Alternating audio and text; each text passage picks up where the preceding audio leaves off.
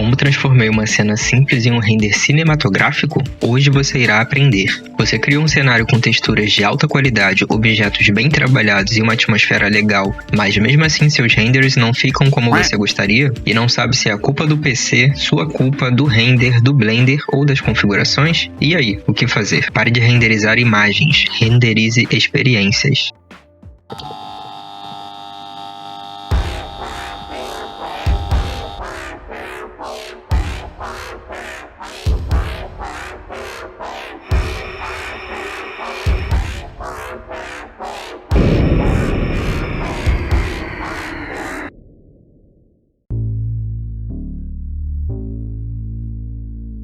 Eu sou o Wellington da 3D Lapso e hoje eu irei te mostrar como deixar os seus renders com um pouco mais de cinemática. Então, bora lá? Para isso, irei utilizar o cenário bem simples e fácil de modelar. A primeira forma de você conseguir resultados melhores é usando a influência da volumetria em suas luzes. De forma básica, isso já te dá um aspecto totalmente diferenciado na cena, ainda mais tratando-se de cenários mais amplos. Diferente disso, você também pode aplicar em coisas similares ao que eu estou trabalhando, onde sua única fonte de luz te gere uma atmosfera mais legal no teu render. Você simplesmente pode aplicar desta forma. Vindo aqui na aba de Shader Editor, troque a configuração de Shader Type para World, que é a parte de shader de iluminação do universo da tua cena. E aqui adicione uma Volume Scatter, conectando no Output em volume. E se o teu render ficar assim é porque você precisa ajustar a intensidade desse parâmetro. No meu caso, estes ajustes já me deram resultados que eu queria. Você também pode criar esse aspecto de névoa em cenas externas, mas de uma forma diferente. Para isso, adicione um cubo e no valor de Principal BSDF troque para Volume Scatter. E a influência de névoa ficará apenas nas limitações do cubo. Com isso, te dá liberdade para controlar a limitação visível do efeito, além de te dar liberdade para brincar com os valores e utilizar o Noise e o Color Ramp. Segunda dica se trata da câmera. Acho que eu já devo ter dito em outros vídeos, mas eu acho realmente importante. Defina controladores para a sua câmera, onde irá te ajudar com os ajustes de movimentação. Para isso, crie um controlador para movimentação e outro para direção de ângulo. Se tratando de câmera, se quiser criar uma animação com efeito de leve balanço de movimentação, dando a impressão de que alguém está realmente filmando, te indico a instalar esse addon chamado Camera Shakify. Você pode facilmente encontrá-lo na aba de Get Extensions e pesquisar, e depois é só instalar. Em qualquer câmera da cena, vai ter essas opções automáticas que serão responsáveis pelo tipo de movimento que a câmera irá ter. E aí já saímos disso para isso. Outra dica para obter resultados diferentes é ir na aba de Color Management. Aqui fica responsável por toda a parte de gerenciamento de cor do seu render final em tempo real. Então você pode notar as diferenças nesses aspectos de configuração. Agora vamos para a aba de Compositor.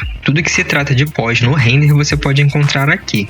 E no meu caso eu te indico a usar o Blur com moderação, que se trata da versão anterior do Bloom na sua cena, onde podemos controlar o brilho das luzes. E com essas modificações já conseguimos notar um pouco mais de realismo. E para a configuração de filtro e intensidade de cores, eu te indico adicionar um RGB Curve. Assim como nas texturas, será responsável pela edição visual de seu render. Tudo isso de forma editável em tempo real. Observem que para esta cena todos os itens foram básicos. Aqui temos cubos, cilindros, geometrias com no máximo loops de bevel para suavização. Até mesmo o efeito de água se trata apenas de um noise no canal de bump, com frame de animação e looping para dar o efeito de movimento. Uma única fonte de luz, atmosferas volumétricas, partículas de energia, um ET Anunnaki no centro, texturas criadas e também baixadas, e mesmo assim já temos uma cena legal.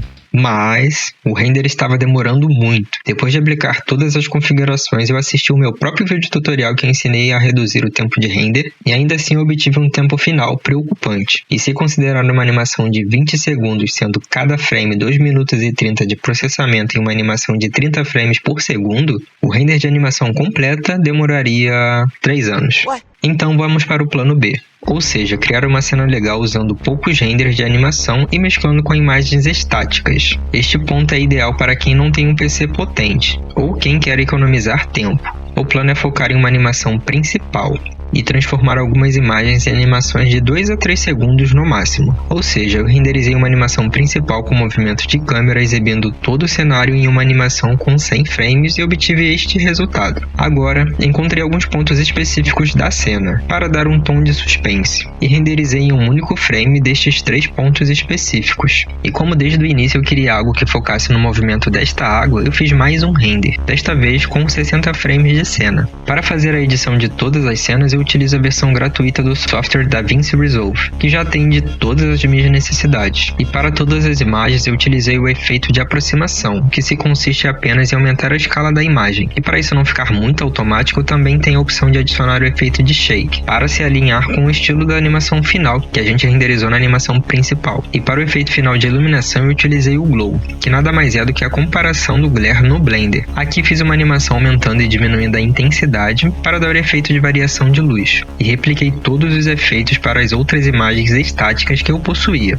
Por fim, precisei prolongar a cena da fonte de água e para isso eu dupliquei a mesma cena e inverti a velocidade. E brevemente você tem a animação retrocedendo, mas sem causar o impacto de estranheza na cena. E aqui eu já configurei o efeito de vigente, que nada mais é do que adicionar uma camada de máscara ao redor do vídeo para dar uma sensação de filme. E junto de todas essas alterações nós já temos esse efeito final. Essas são dicas básicas que fazem total diferença quando você sabe utilizar, te permitindo obter resultados ainda melhores do que o esperado. E é claro que depende do nível de complexidade da sua animação, e você deve considerar mais ainda os efeitos de pós-produção, mas isso faz total diferença quando você souber os princípios de animação que estão neste vídeo. Eu te vejo lá.